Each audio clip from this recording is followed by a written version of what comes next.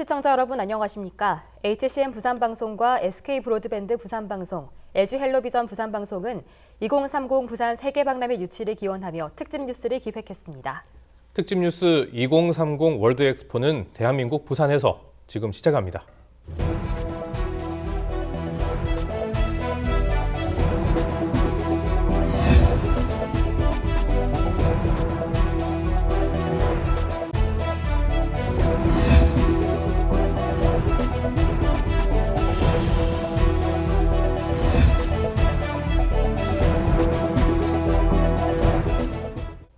박형준 시장이 지난달 29일 프랑스 파리에서 2030 월드엑스포 부산 유치에 대한 3차 프리젠테이션을 마쳤습니다.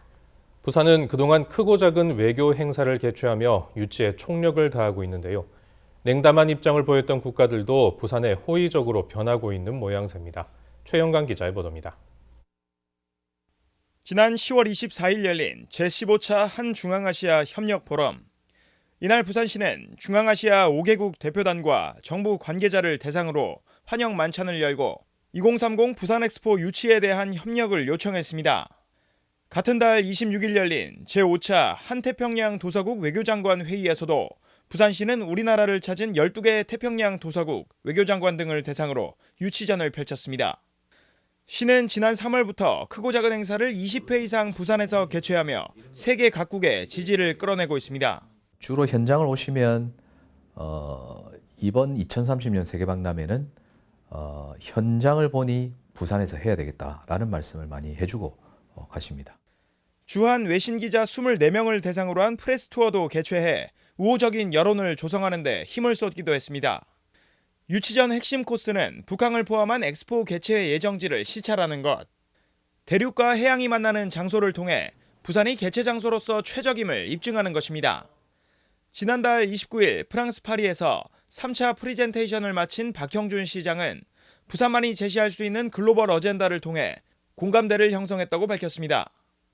개발도상국과 선진국을 모두 경험한 대한민국이 기후변화라는 문제를 바라보는 다양한 시각을 통해 리더십을 발휘하는 데 총력을 다하고 있다고 설명합니다. 우리가 보여줄 수 있는 구조로 형식이나 내용 면에서도 K 컨텐츠를 중심으로 한 주제와 부주제의 설명, 이런 부분들이 조금 다른 국가하고 달리 차별점이 있고, 특히 이번 2022 카타르 월드컵을 통해 확인한 이슬람 문화권에서의 통제와 무더위는 경쟁국 사우디아라비아보다 대한민국이 개최국으로서 적합하다는 여론을 결집시키고 있다는 평입니다. 한편 2030 엑스포 개최지는 현지 실사와 4차, 5차 발표를 거쳐 내년 11월 최종 선정합니다. 케이블 TV 공동취재단 최현강입니다. 올림픽, 월드컵과 함께 세계 3대 행사인 월드엑스포. 유치 임한국들의 3차 프리젠테이션이 지난달 29일 프랑스 파리에서 열렸습니다. 부산 유치에 정부와 함께 기업들도 총력을 기울이는 이유는 경제적 효과가 워낙 크기 때문이겠죠. 김윤정 기자가 그 효과를 분석했습니다. 2030 월드엑스포가 부산에 유치되면 행사 기간 6개월 동안 전 세계에서 관람객 5천만 명이 부산을 찾게 됩니다. 경제적 유발 효과만 61조, 월드엑스포 유치 효과입니다. 2002년 월드컵에 11조 4,700억 원, 2018년 평창 동계올림픽에 29조 원을 훌쩍 뛰어넘습니다. 61조의 경제 효과, 그리고 50만 개 일자리 창출, 여러 가지 또 부수적인 효과들이 많이 있습니다. 근데 이런 수치화된 그 경제 효과보다는 실제적으로 시민분들이나 국민들께서 느끼는 그런 경제 효과가 더 큽니다.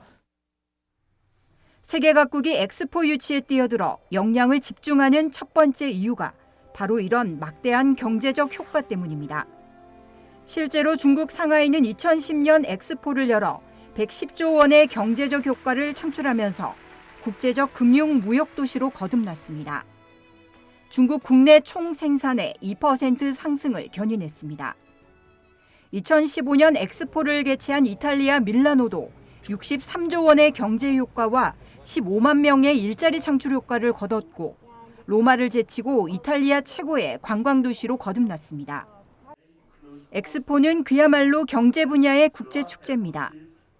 경제 교류는 물론 무역과 상업적 부흥의 효과가 가히 폭발적일 수 있습니다.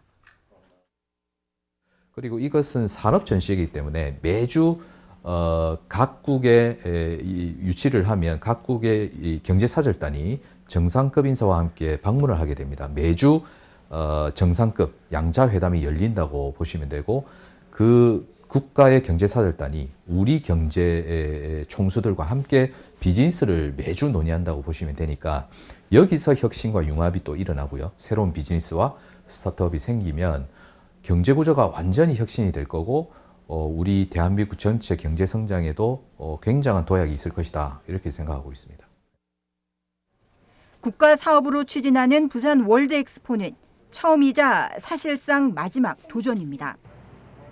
부산을 세계 중심 도시로 도약시킬 월드 엑스포. 그 유치를 위해 정부와 부산시, 기업들이 적극적으로 나서고 있는 이때 부산 시민들의 열성적인 지지와 응원이 절실합니다. 케이블TV 공동취재단 김윤정입니다. 경제적 파급 효과만 60조 원이 넘을 걸로 예상되는 2030 세계 박람회 유치를 위해 범국가 차원의 노력이 이어지고 있습니다. 문제는 박람회 유치를 위해 해외 접근성, 즉 24시간 이용 가능한 공항이 필요하다는 겁니다.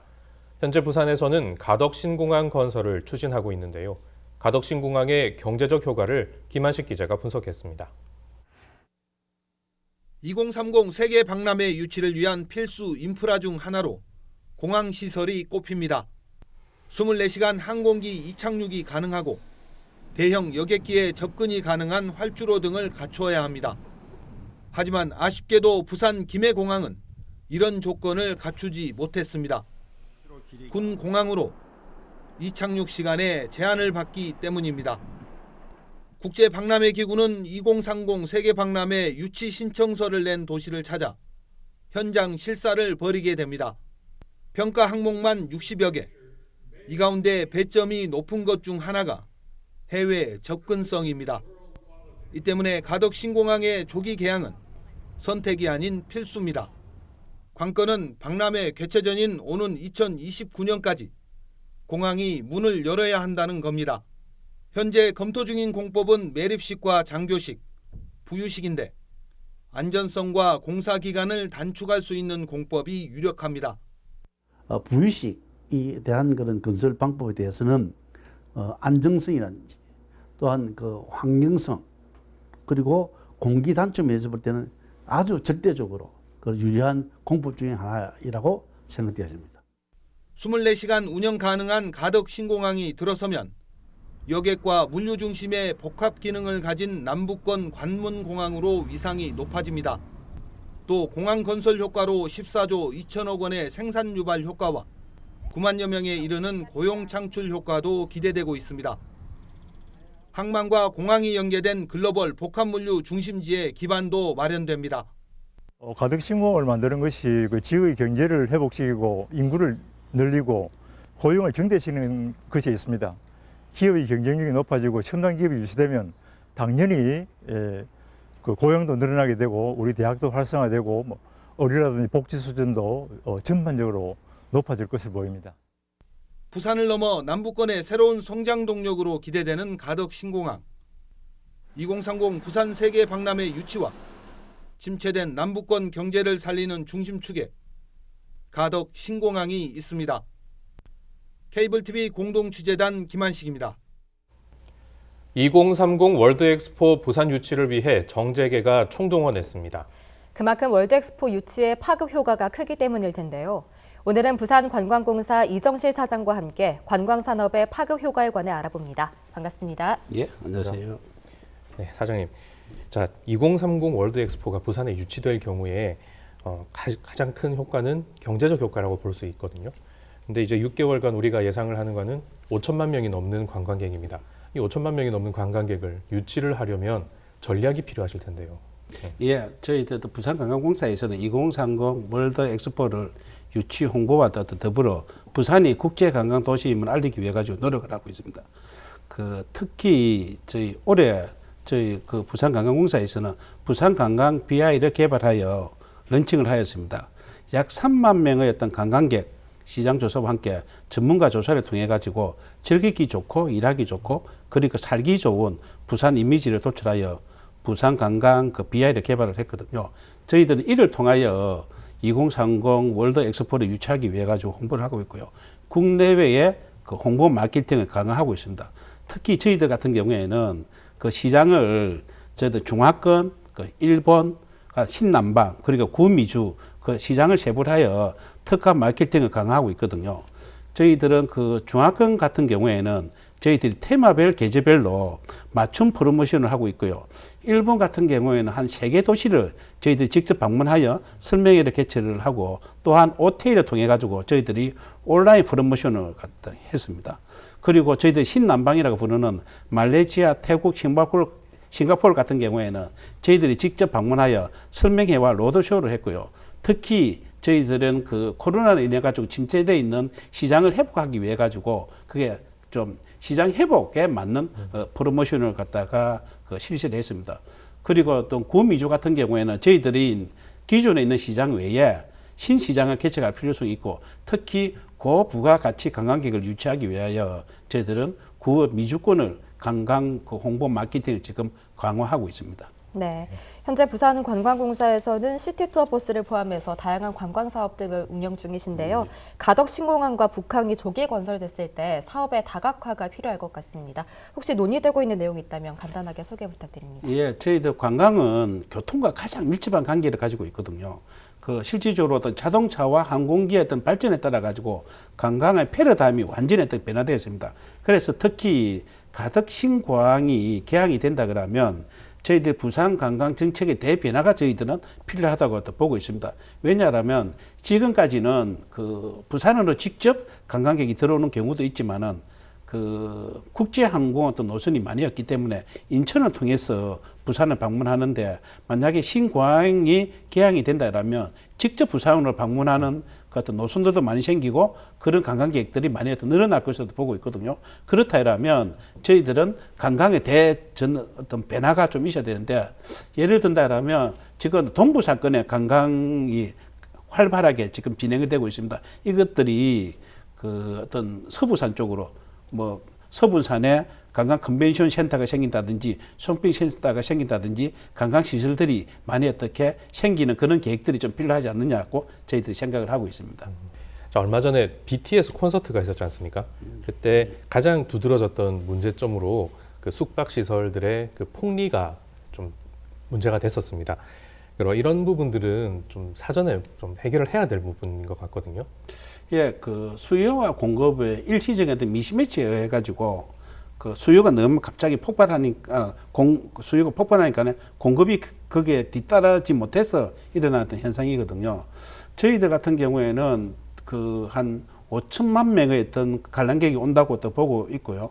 그렇다면 지금 현재 어떤 부산이 한 6만 개의 어떤 객실을 보유하고 있습니다. 그러면 6개월 정도는 한 1,000만 개의 공급을 가능합니다. 그래서 금방 말씀드린 것처럼 5천만 명의 관람객이 온다면 한 3분의 1이 숙박으로 할 것이라고 저희들이 예측하고 있거든요. 한 1,700만 명 정도입니다. 그러면 저희들이 1,000만 명 객실을 공급을 하면 한 700만 개가 모자라거든요. 그거는 저희들이 창원과 울산, 인근 또 도시에 저희들이 숙박시설이 많이 있기 때문에 그걸 갖다가 이용을 하면 되고요. 더구나 저희들이 그 교통과 숙박시설, 관광시설을 자유롭게 이용할 수 있는 동남권 관광 패스를 저희들이 올해 어떻게 만들고 내년에 시범을 하기 때문에 그 크게 어떤 문제점이 없을 것이라고 저희들은 예측을 하고 있고요.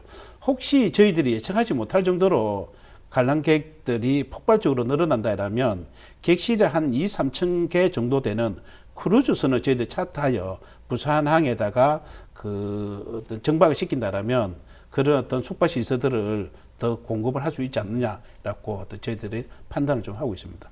네, 잘 알겠습니다. 지금까지 부산관광공사 이정실 사장과 함께했습니다. 고맙습니다. 예, 감사합니다. 내년 11월 2030 월드 엑스포 개최지가 최종 결정됩니다. 인류가 직면하는 문제 해결을 모색하는 경제 문화 올림픽 엑스포가 부산에 유치될 수 있도록 응원하겠습니다. 엑스포 주제인 세계의 대전환을 이루기 위해 또 대한민국과 부산의 새로운 미래를 만들기 위해 부산 케이블TV 3사도 공동 취재를 통해 지속적인 보도 이어가겠습니다. 이상으로 뉴스를 마칩니다. 함께해 주신 여러분 고맙습니다.